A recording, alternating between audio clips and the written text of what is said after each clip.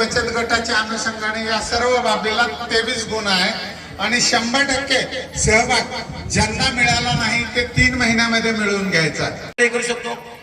100 मीटरवर सुद्धा आपण लहान बंधारा करू शकतो ना. ते जर पाणी आडलं त्याचा फायदा कुणाला होईल? व्हिडिओ ना. व्हिडिओचं शेत आहे काय गावात? नाही ना. शेत कुणाचे आहेत? तुमचेच आहेत. विहिरी तुम्हाला दिल्या, मग ते पाणी काय?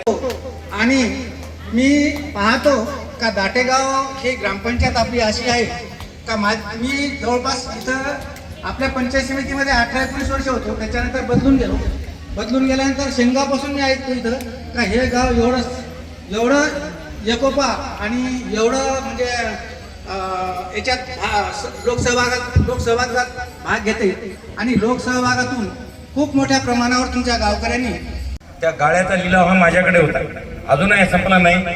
आणि गाळ्याच्या लिलावामध्ये त्या लोकांचा गोंधळ आणि बोलणं आणि लोक कंट्रोल करणं याच्यामध्ये थोडासा माझा आवाज बसलेला आहे. असो, सर्व दाटेगावकरांना माझा नमस्कार. बोला की राम राम. तुम्हाला बोलकं झालं पाहिजे. मुख्यमंत्री समृद्ध पंचायत अभियान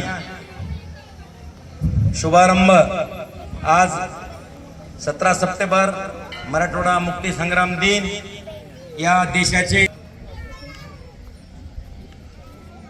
हे या सर्व गोष्टींचं औचित्य या 28,000 ग्रामपंचायतीमध्ये गावात म्हणत नाही मी, गावाचा शिवार आहे पूर्ण आपला दाटेगावचा जेवढा शिवार आहे, शेतीवाडी आपली म्हणतो ती, त्या शिवारामध्ये आपल्याला या काळामध्ये जलसमृद्ध गाव करण्यासाठी आपल्या शिवारात पाणी कसं अडवता येईल.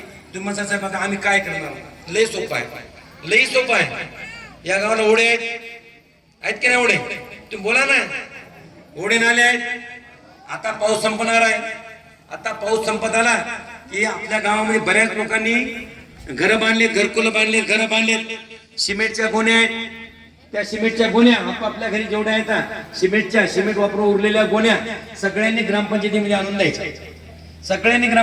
द्यायच्या. आणि आपण आठवड्यातला 1 दिवस ठरवूया.